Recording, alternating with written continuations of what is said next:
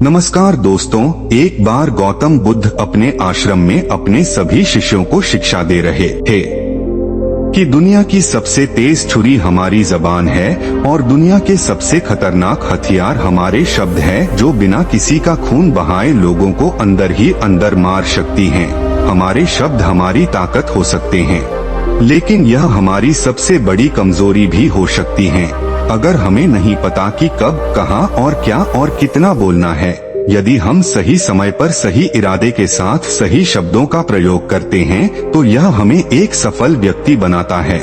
लेकिन अगर हम सही समय पर सही इरादे से सही शब्दों का इस्तेमाल नहीं करते तो यह हमारे जीवन को नर्क से बदतर बना सकता है। तो दोस्तों, आज की स्टोरी के माध्यम से मैं आपको बताने वाला हूँ कि चुप रहकर कैसे हम अपने जीवन को बदल सकते हैं। आपको चुप रहने की शक्ति का एहसास इस वीडियो में होने वाला है। वीडियो शुरू करने से पहले कमेंट बॉक्स में नमो बुद्धाय लिखकर वीडियो को लाइक जरूर करें। तो चलिए शुरू करते हैं इस कहानी को। जापान में एक बहुत ही प्रसिद्ध बौद्ध भिक्षुक रहा करते थे। उनका नाम रिसाई था। रिसाई अकेले रहते थे। दुनिया के शोर शराबे से दूर जंगल में वो रहते थे और वह बड़े ही ध्यानी और प्रभु भक्त व्यक्ति थे, इसलिए वह पूरे जापान में बहुत अधिक प्रसिद्ध थे। एक दिन एक राजकुमार रिसाई के पास आया और बोला, हे प्रिय भिक्षु, मैं हमेशा थका हुआ, निराश और परेशान महसूस करता हूँ। मेरा मन बहुत अशांत रहता है। हालांकि मेरे पास सब कुछ है, दौलत, शोहरत, सुख सुविधाएं जो हर व्यक्ति चाहता है या पाने की इच्छा करता है, लेकिन फिर भी मेरे अंदर इतनी अशांति और चिंता क्यों है? रिसाई ने उसकी बात बहुत ही ध्यान पूर्वक सुनी और कुछ सोचने के बाद कहा, तुम इस प्रश्न का उत्तर जानते हो, बस तुमने कभी इस प्रश्न को हल करने की कोशिश नहीं की है। रिसाई ने आगे कहा, मैं एक रिसर्च करना चाहता हूँ, क्या तुम मेरा साथ उसमें दोगे? इस रिसर्च के बाद तुम्हारे जीवन में किसी भी तरह की अशांति और चिंता नहीं रहेगी। ये बातें सुनकर राजकुमार बहुत हैरान था। उसने रिसाई से कहा, बताइए मुझे क्या करना होगा? अपने मन की शांति के लिए मैं कुछ भी करने को तैयार हूँ।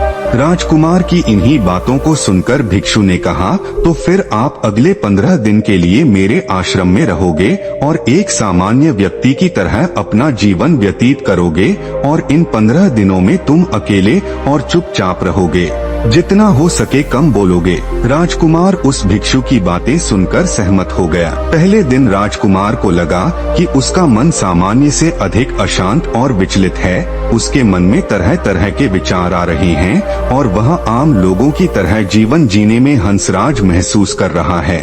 उसे अंदर से बोलने की इच्छा हो रही थी, लेकिन वह चुपचाप रहा। उसके मुंह से एक भी शब्द नहीं निकला, बस वह चुपचाप बैठा रहता। लेकिन रात होते होते उसे अंदर ही अंदर शांति का अनुभव होने लगा।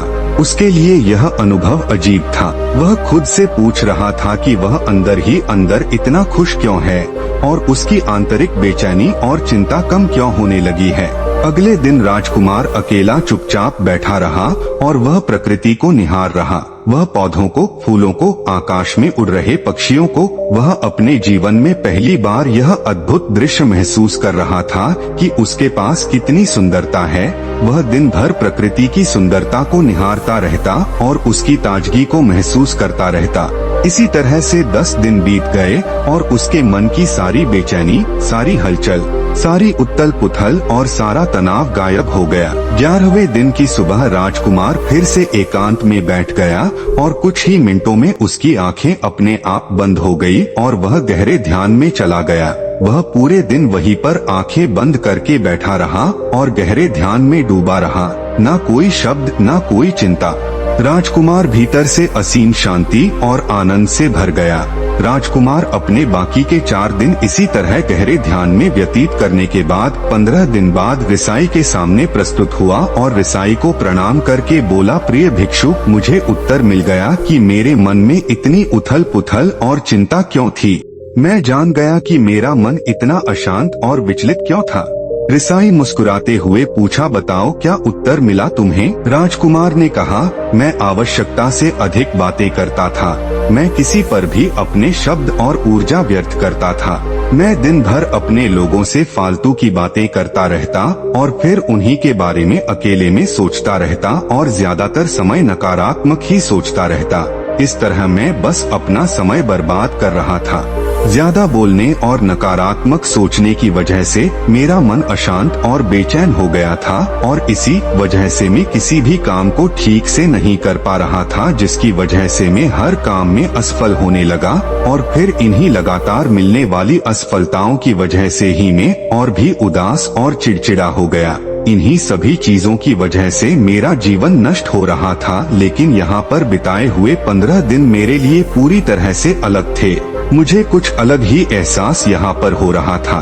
अब मुझे ऐसा लग रहा है मैं अपना जीवन पूरी तरह से जी रहा हूँ, लेकिन इससे पहले मैं अपना जीवन गलत तरीके से जी रहा था और मैंने यह भी सीखा कि हमें सिर्फ ध्यान करने की जरूरत नहीं है। ध्यान अपने आप होता है जब हम शांत और मौन होते हैं। ध्यान के पिछले कुछ दिनों के दौरान मैंने जो पहली चीज सीखी वह यह है कि मनुष्य के जीवन के सबसे महत्वपूर्ण घटना स्वयं को जानना है।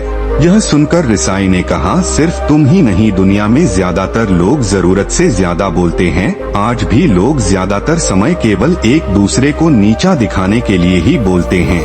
कुछ लोग ना चाहते हुए भी बातें करते हैं और अपना जीवन बर्बाद कर लेते हैं। रिसाई ने राजकुमार को चुप रहने का महत्व समझाते हुए कहा, एक बार गौतम बुद्ध से उनके शिष्यों ने पूछा, प्रिय बुद्ध, आप ज्यादातर समय चुप क्यों रहते हैं? बुद्ध ने कहा, क्योंकि चुप रहने से व्यक्ति अंदर से अनंत शांति की गहराइयों में होता हूँ। मौन अपने भीतर उतरने की पहली सीढ़ी है। मौन के बिना स्वयं को जानना असंभव है। स्वयं को जानने और समझने का पहला नियम है कि मौन हो जाओ। उतना ही बोलो जितना अत्यंत आवश्यक हो। बेफिजूल की बातें करना छोड़ दो।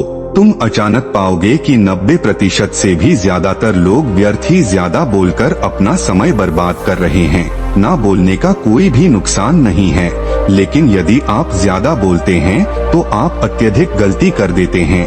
अगर व्यक्ति कम बोलना शुरू कर दे तो दुनिया की 90% मुसीबतें कम हो जाएगी, झगड़े फसाद कम हो जाएंगे, उपद्रव कम हो जाएंगे, अदालतें कम हो जाएगी। अगर लोग थोड़ा चुप रहना सीख लिए। संसार की बहुत सारी समस्याएं हैं। बहुत सारा उपद्रव सिर्फ बोलने से पैदा होते हैं। सारी बात मौन सीखने की है। जब तुम नहीं बोलते तब तुम एकांत में अकेले हो गए। भरे बाजार में भीड़ में खड़े होकर नहीं बोलते, हिमालय के शिखर में पहुंच गए। जिसने मौन की कला जान ली वो भीड़ में भी अकेले होने की कला जान लेता है। वो अपने भीतर ही डुबकी लगाने लगता है। एकांत में तो आदमी स्वर्ग में है। दूसरे की उपस्थिति ही बेचैनी पैदा करती है। पहले तुम्हें चुप रहने की शक्ति को धारण करना होगा। इससे तुम अधिकतर ऊर्जा को बचा लोगे और फिर इस स्थिति में पहुंच जाओगे कि तुम कम बोलने लगोगे। अगर तुम किसी के यहाँ पर जा रहे हो और परेशान हो जाओ तो ऐसे में उचित है कि आंखें बंद कर लो और अपने में खो जाओ। वहाँ से आपको ताजगी महसूस होगी, क्योंकि तुम्हारे अंदर ही जीवन का वो स्रोत छिपा हुआ है, वह किसी दूसरे में नहीं है। इसके बाद राजकुमार उस रिसाई से पूछते हैं, आखिर कौन हमें अपने अंदर तक लेकर जाएगा? ये बातें सुनकर रिसाई बुद्ध कहते हैं, तुम्हें स्वयं ही अपने अंदर उतरना होगा और वहीं से परम राज्य जीवन का आनंद ले पाओगे। आनंद का यहीं से जन्म हुआ है। यहीं से तुम मौत में डूब जाओगे। यही तुम्हारा सूरज उदय होगा और यहीं से अस्त होगा। इसी प्रकार तुम बार बार डुबकी लगाओ। जब भी तुम डुबकी लगाकर लौटोगे वहाँ से तुम पाओगे फिर ताजगी भरी जीवन की नई संपदा मिलेगी। इस नई शक्ति के जन्म होने से तुम्हारी थकान गई, उदासी गई, चिंता गई। जैसे कोई स्नान करके लौटता है तो शरीर शीतल हो जाता है, साफ हो जाता है। ऐसे ही जब कोई भीतर से साफ होकर वापस आता है, मौन में स्नान करके लौटता है तो समस्त अस्तित्व, समस्त व्यक्तित्व शांत और मौन हो जाता है, आनंदित हो जाता है। जब तुम आंतरिक मौन की उस पराकाष्ठा पर पहुंच जाओगे तब तुम पाओगे कि बोलने से भी तुम्हारा मौन खंडित नहीं होता, वो बना ही रहता है। उसकी एक अंतर्धारा लगातार तुम्हारे भीतर बहती रहती है। तुम बोलते तो हो, तुम शब्द का उपयोग भी करते हो, लेकिन वो तुम्हारे मौन को खंडित नहीं कर पाती। एक बार गहरे मौन में स्थिर हो जाओ, फिर तुम्हारी वाणी में भी मिठास आ जाएगी। तुम्हारा बोलना संगीत पूर्ण होगा, तुम्हारा बोलना सत्य होगा। तुम बोलोगे तो दूसरों पर भी शीतलता छा जाएगी। जैसे ही तुम अंदर से चुप होते हो, तुम इतने शक्तिशाली होने लगते हो कि समाज की निर्भरता तुम छोड़ने लगते हो और तुम्हारे जीवन में एक मस्ती आती है जो केवल दीवानों के जीवन में होती है। तुम्हारे चेहरे पर एक नई रौनक आ जाती है, तुम्हारी आंखें किसी अमृत के समान हो जाती है और तुम अनंत शांति के समुद्र में डूबने लगते हो। इतना कहकर भिक्षु रसाई ने अपनी बात खत्म की और वो मौन में चले गए। राजकुमार उनका धन्यवाद कर अपने महल में चला गया। दोस्तों, आपने भी अनुभव किया होगा कि बहुत ज्यादा बात करने से दिमाग अशांत हो जाता है, जिससे हम अपने दिमाग पर नियंत्रण खो देते हैं और साथ ही अपना ध्यान भी खो देते हैं। जो लोग बहुत ज्यादा बोलते हैं, उनके पास किसी एक काम पर ध्यान केंद्रित करने की काबिलियत नहीं होती। वो अपने किसी भी लक्ष्य पर पूरी तरह से केंद्रित नहीं कर पाते। अगर हमारा दिमाग एक जगह केंद्रित नहीं है, तो हम जीवन की सच्चाई नहीं समझ पाते और न ही मनचाही सफलता कभी हासिल कर पाएंगे। इसके अलावा भी आपने देखा होगा कि जो लोग अधिक बोलते हैं वो अक्सर लोगों के बीच हंसी का पात्र बन जाते हैं और जो लोग कम बोलते हैं और अपनी बात पर कायम रहते हैं, उन्हें लोगों से सम्मान मिलता है। लोग उनकी बातों को सुनते हैं और उन पर भरोसा भी करते हैं। जो लोग जरूरत से अधिक बोलते हैं और अपने विचारों के बारे में पक्के नहीं होते, उनका दिमाग स्थिर और विचलित रहता है, शोर से भरा रहता है और एक अशांत दिमाग वाला व्यक्ति जीवन में किसी भी चीज में सफल नहीं हो पाता, क्योंकि वह किसी भी काम में फोकस नहीं कर पाता।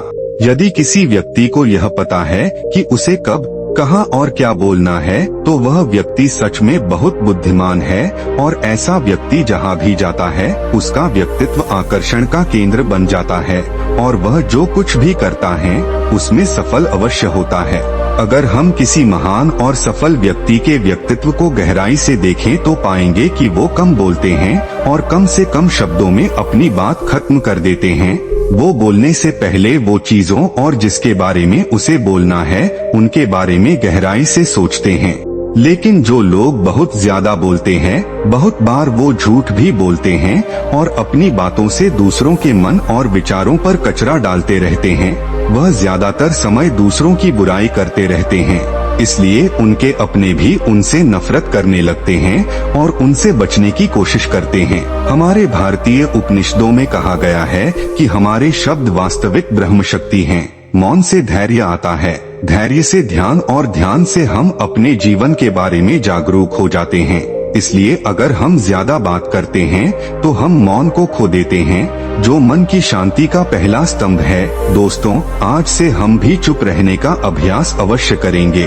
आज से हम भी वही बोलेंगे जो जरूरी है और हम कोशिश करेंगे कि कम से कम शब्दों में अपनी बात खत्म करें और हो सके तो कोशिश करेंगे कि रोज कम से कम 30 मिनट एकांत में चुपचाप बैठेंगे और मुझे पूरा विश्वास है कि इससे हम सबके अंदर एक सकारात्मक बदलाव जरूर आएगा। इसी के साथ इस वीडियो को खत्म करते हैं। दोस्तों, उम्मीद करता हूँ आपको इस कहानी से एक अच्छी सीख मिली होगी और ऐसी ही वीडियो के लिए हमारी वीडियो को लाइक और चैनल को सब्सक्राइब करें। नमो बुद्धाय।